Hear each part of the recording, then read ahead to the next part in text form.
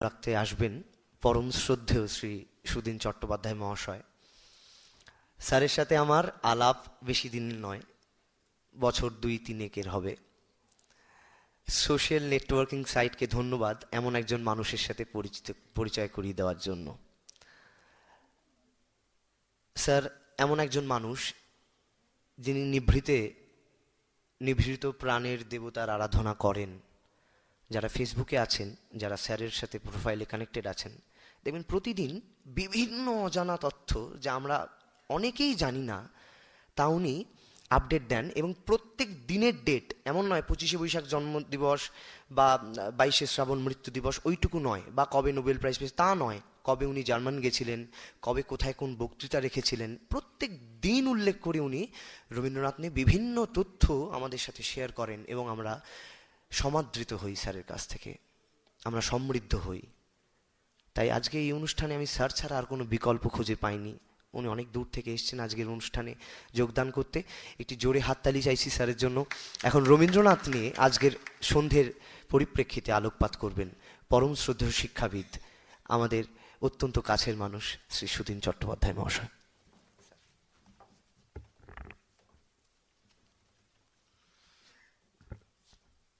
নমস্কার। শ্রী আর H company এবং শ্রীমতী রাজেশ্বরী বেহেরা, যারা মঞ্চে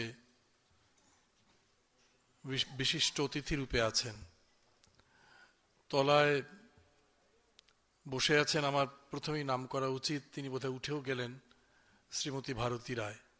কলকাতা বিশ্ববিদ্যালয় একসঙ্গেই কাজ করেছিলাম আমরা। আর আপনারা যারা এসেছেন আজকে এই সন্ধ্যায়, না, প্রেমেন যেভাবে বলেছে ঠিক সেই রকম অর্থে আমি রবীন্দ্র বিশেষজ্ঞ নই। তবে আমি প্রথম একটি উপনিষদের কথা বলি। রবীন্দ্রনাথ সম্পর্কে বলতে গেলে যেটা আমাকে সবসময় ভাবায় আচ্ছন্ন করে, গগনং গগনাকার সাগর সাগরোপম। আকাশ একটা থাকলে আর একটা আকাশের তুলনা করা যায়, একটা সমুদ্রের সঙ্গে আর একটা সমুদ্রের উপমা তুলে ধরা যায়। কিন্তু রবীন্দ্রনাথকে তুলে ধরব কার সঙ্গে তুলনা করে? এই সংকট সবসময় আমাদের আচ্ছন্ন করে রাখে। নোবেল পুরস্কার প্রাপ্ত আরেকজনের সঙ্গে নোবেল পুরস্কার প্রাপ্ত রবীন্দ্রনাথের তুলনা হয় না। কারণ রবীন্দ্রনাথ খালি কবি ছিলেন না, গল্পকার ছিলেন না, প্রবন্ধকার ছিলেন না, চিন্তাবিদ ছিলেন না, সব একসঙ্গে একত্রে এই রকম একটি পরিচয় নিবিড়, তা কিন্তু খুব বেশি পাওয়া যায় না।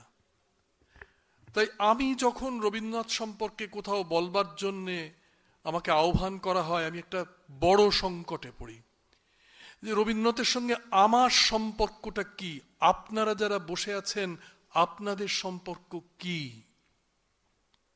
রবীন্দ্রনাথ একটি অসামান্য কবিতা লিখেছিলেন, প্রসাদ, উৎসর্গ কাব্যগ্রন্থে আছে। শিশির কহিল কাঁদিয়া, তোমারে রাখিব বাঁধিয়া, হে রবি আমার নাহি তো এমন বল, তোমা ছাড়া মোর ক্ষুদ্র জীবন কেবলই অশ্রুজল। শিশির কণা আকাশের সূর্যের সঙ্গে সংলাপ করছে। শিশির কহিল কাঁদিয়া, তোমারে রাখিব বাঁধিয়া, হে রবি আমার নাহি তো এমন বল। তো আমার সঙ্গে রবীন্দ্রনাথের সম্পর্ক সূর্যের সঙ্গে শিশিরের। তাকে আমি আপনাদের কাছে তুলে ধরব, এটা আমার বিরাট অক্ষমতা। কিন্তু তথাপি শিশিরকে সূর্য কি বলে? সূর্য বলে, আমি বিপুল কিরণে ভুবন করি যে আলো, তবু শিশির কণারে ধরা দিতে পারি, বাসিতে পারি যে ভালো। পুরো শিশির বিন্দুর ওপর সমগ্র সূর্য প্রতিবিম্বিত হতে পারে। আপনারা যারা বসে আছেন, আমি যারা দাঁড়িয়ে আছি, এমনি করে রবীন্দ্রনাথ আমাদের জীবনে প্রতিবিম্বিত হন প্রত্যহ, যেমন করে সূর্য শিশির বিন্দুর ওপর প্রতিবিম্বিত হন। বাঙালির জীবনে রবীন্দ্রনাথ এ এক অসামান্য অসাধারণ প্রতিবিম্বন। আপনারা হীরেন্দ্রনাথ মুখোপাধ্যায়ের নাম শুনেছেন, বিশিষ্ট পণ্ডিত, রাজনীতিবিদও ছিলেন, প্রবন্ধকার। তিনি একটি গ্রন্থ লিখেছেন তার নিজের জীবনের কথা। গ্রন্থটির নাম 530 পৃষ্ঠার একটি বই। বইটির নাম তরি হতে তীর।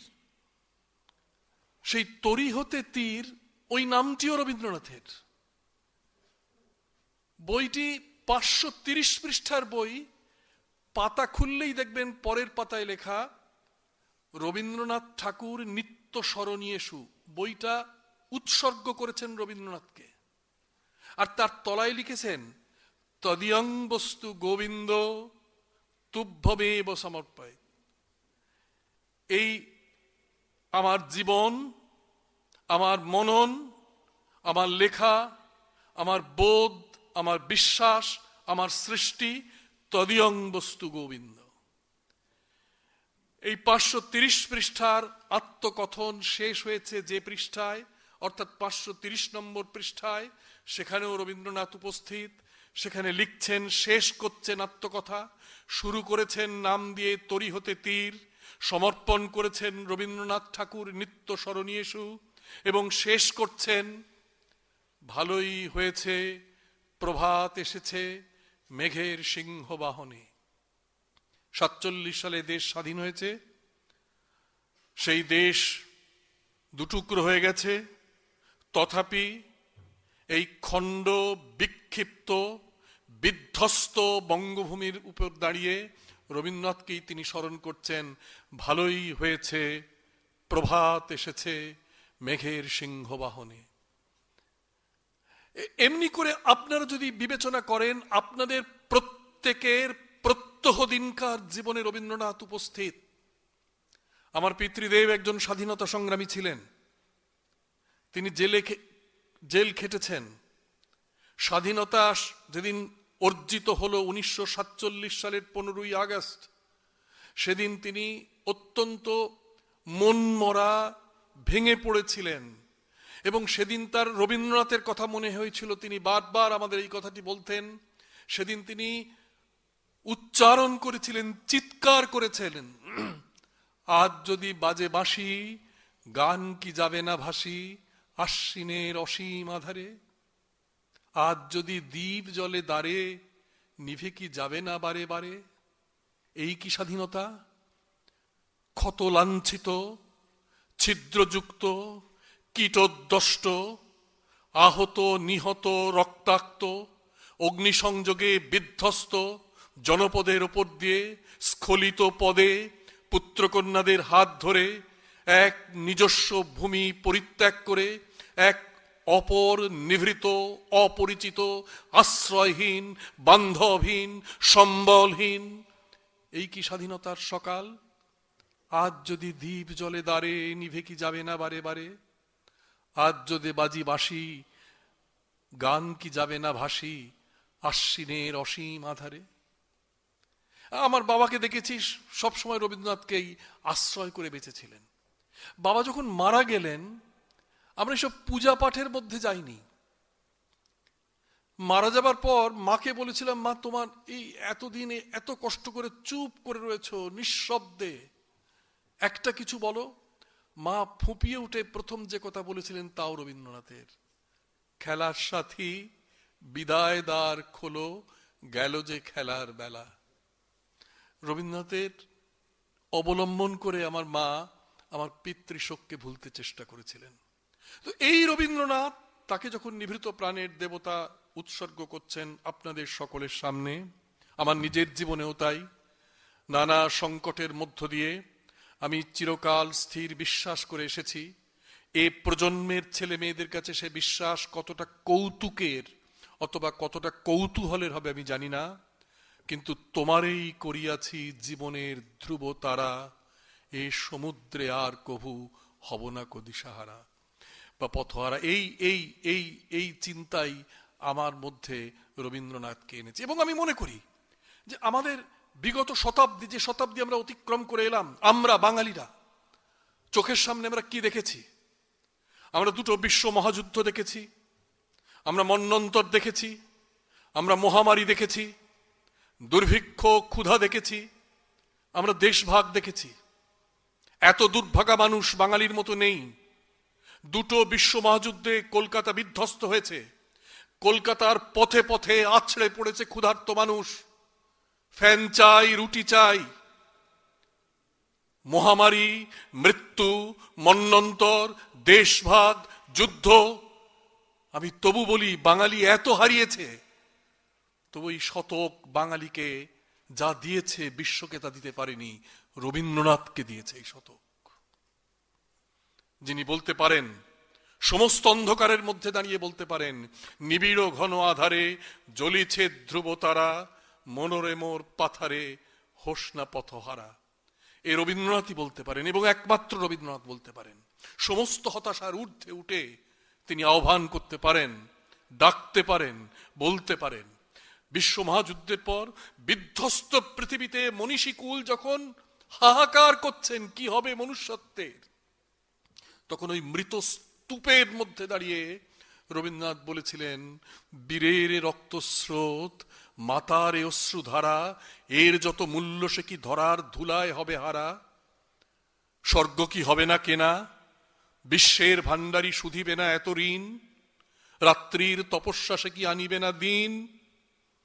নিদারুণ দুঃখ রাতে মৃত্যু ঘাতে, মানুষ চূর্ণিল যবে নিজ মর্ত সীমা, তখন দিবে না দেখা দেবতার অমর মহিমা।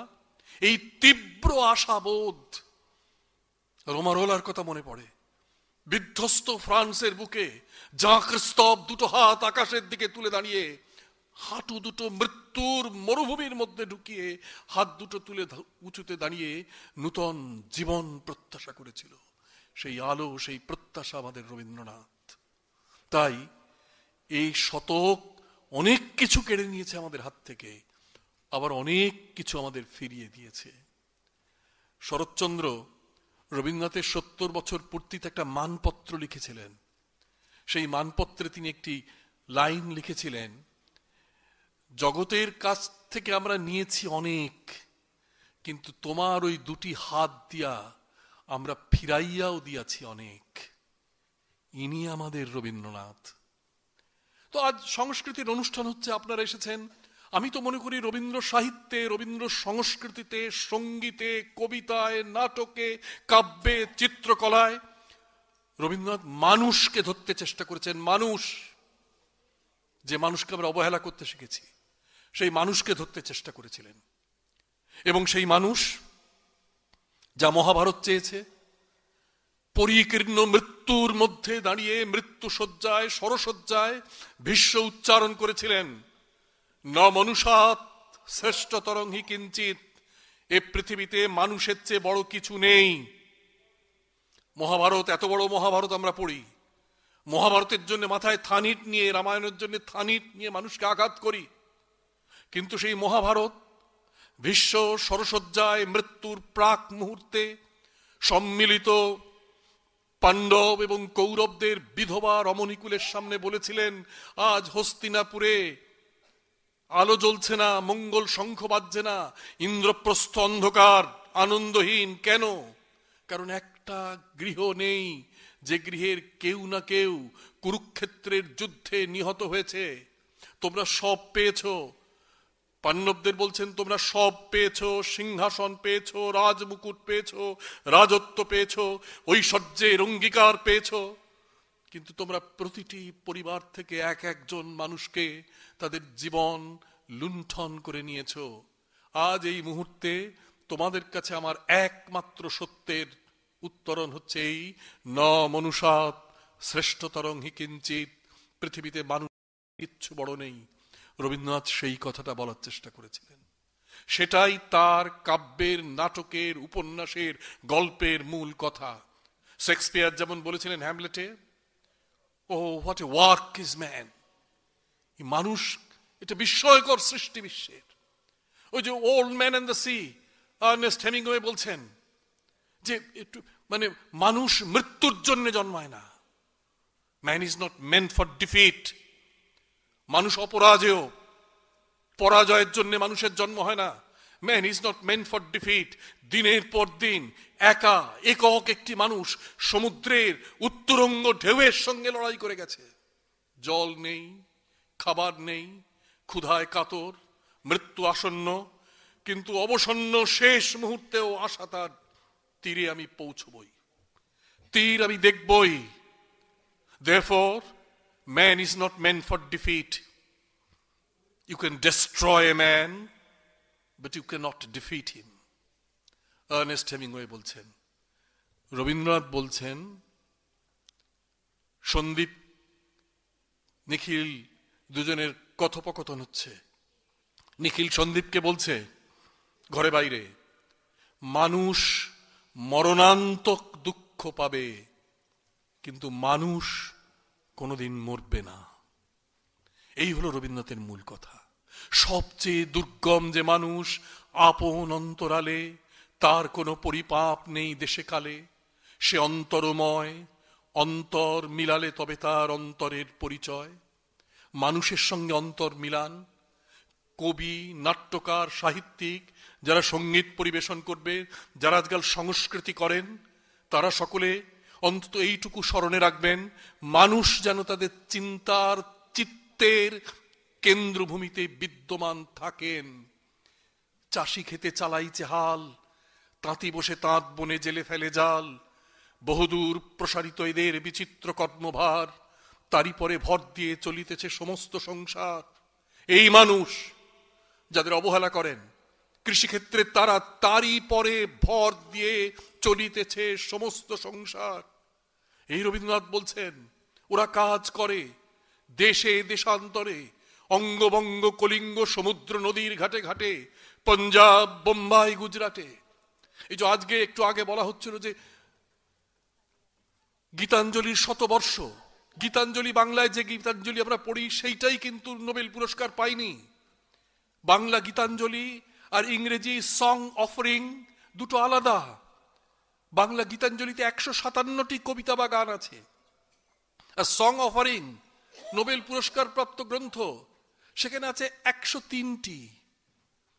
মাত্র 50টি ওই পুরনো বই থেকে নিয়েছিলেন রবীন্দ্রনাথ, 53টি, আর 50টি নানা কাব্যগ্রন্থ থেকে বেছে ওর মধ্যে দিয়েছিলেন। সে একটা অসাধারণ জিনিস।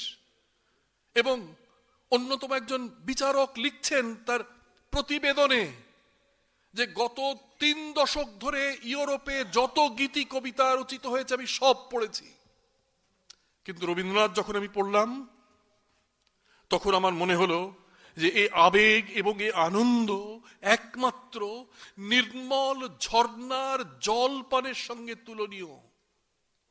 সেই রবীন্দ্রনাথ মানুষকে একটি অপরাজেয় শক্তিতে দেখেছেন, এবং যেখানে মানুষ আক্রান্ত হয়েছেন সেখানে রবীন্দ্রনাথ গিয়ে দাঁড়িয়েছেন, তাদের কথা বলেছেন।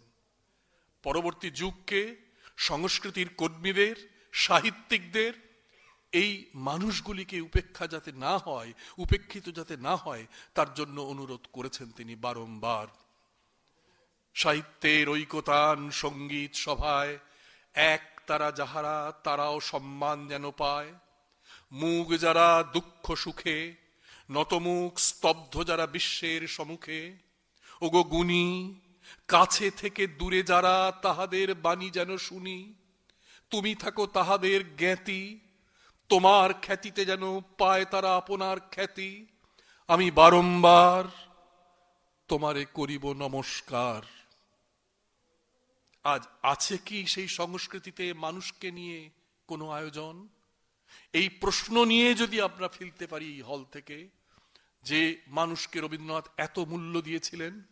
অপমানিত কবিতা ওই গীতাঞ্জলিতে লিখেছিলেন 1913 সালের কথা। সেই অপমানিত কবিতা, হেমোর দুর্ভাগা দেশ, যাদের করেছ অপমান, অপমানে হতে হবে তাহাদের সবার সমান। মানুষের অধিকারে বঞ্চিত করেছ যারে, সম্মুখে দাঁড়ায় থেকে তবু কোলে দাও না স্থান।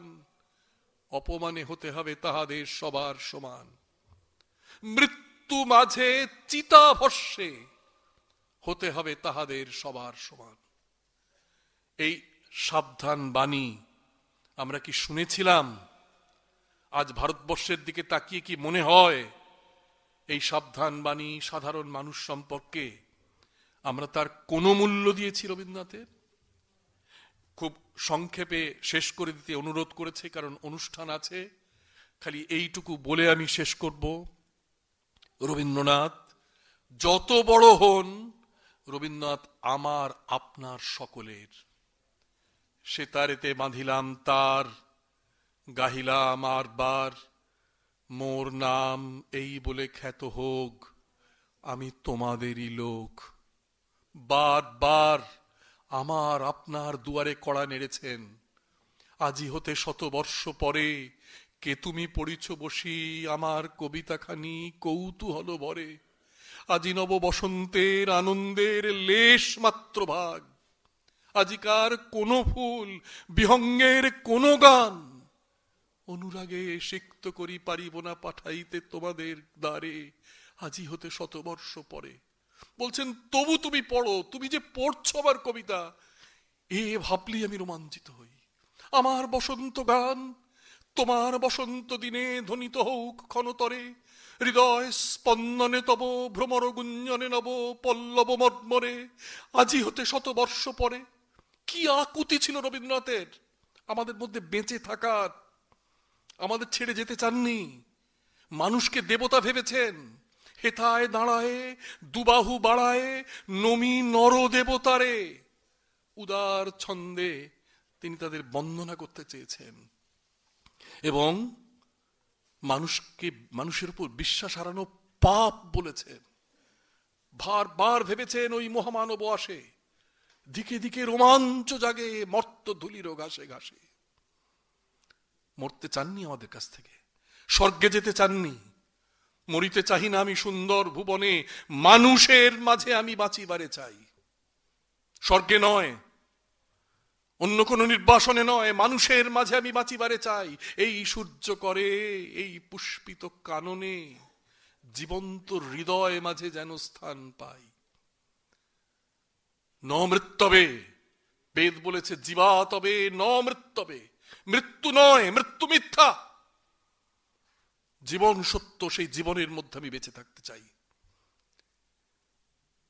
জীবনের শেষ জন্মদিনে একটি চিঠিতে লিখেছিলেন, নিয়ে যাব শেষ আশীর্বাদ, নিয়ে যাব মানুষের, নিয়ে যাব চরম প্রসাদ, নিয়ে যাব মানুষের শেষ আশীর্বাদ। এই রবীন্দ্রনাথ, আমরা চিনিনি তাকে, জীবদ্দশায় কষ্ট দিয়েছি, নিন্দা করেছি, সমালোচনা করেছি, আঘাত পেয়েছেন, নিন্দার কণ্টক মাল্য বক্ষে বিধিয়াছে বারে বারে, জয়মাল্য জানিয়াছি তারে। এই রবীন্দ্রনাথ লিখেছেন, সে আমারে কে চিনেছ মর্তকায়ায়, কজন চিনেছ? নোবেল পুরস্কার চাননি তিনি, এই বাংলার মাটির একটা তিলক চেয়েছিলেন। জীবনের কোন মূল্যবান ফলখণ্ডকে যদি জয় করে থাকি পরম দুঃখে, তবে দিও তোমার মাটির ফোঁটার একটি তিলক আমার কপালে। এর বেশি কিচ্ছু চাননি, কিন্তু সেটুকু আমরা দিতে পারিনি। আজ গীতাঞ্জলির 100 বর্ষ পূর্তির উৎসব চলছে সারা বাংলা জুড়ে, সারা বিশ্ব জুড়ে। এই গীতাঞ্জলির পুরস্কার পাবার পরও শান্তিনিকেতনে বসে বলেছিলেন, যাদের উদ্দেশ্যে এই গ্রন্থ লিখেছিলাম তারা কিন্তু নিতে পারিনি। পূর্ব সমুদ্র তীরের দেবতার উদ্দেশ্যে যে অঞ্জলি অর্পণ করিয়াছিলাম, পশ্চিম সমুদ্র তীরের দেবতা তাহা গ্রহণ করিলেন। এই রবীন্দ্রনাথ, তাকে আজ স্মরণ করবেন নিভৃত প্রাণের দেবতার মধ্য দিয়ে, গানে, নাটকে, নাচে, আবৃত্তির মধ্য দিয়ে। সেটাই তার আসল স্মরণ। সেই স্মরণ এবং মননের মধ্য দিয়ে আজকের এই সন্ধ্যা একটি রবীন্দ্র উপস্থিতি আপনাদের অন্তঃকরণে, আপনাদের হৃদয়ে প্রথিত করুক এবং সেই মানুষ রবীন্দ্রনাথকে আপনারা হৃৎপিণ্ডের প্রতিটি স্পন্দনের মধ্যে ধারণ করে গৃহে ফিরে যান, এই আমার একমাত্র কামনা। নমস্কার।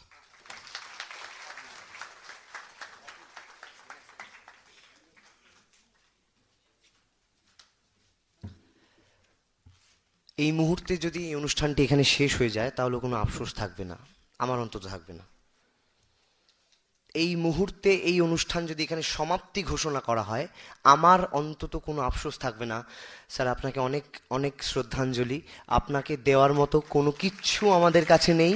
আপনি যা আজ দিলেন তা চিরসত্য। তা রবীন্দ্রনাথের একটি ওই মানে সেম অ্যাজ মিরর, আয়নার মতো আমাদের সামনে তুলে ধরলেন। আমরা সমৃদ্ধ হলাম। আমরা শুধু এইটুকুই একটি প্রার্থনা, কথাগুলো শুধু শ্রুতি মাধুর্যতা অবধি যেন শেষ না হয়ে যায়।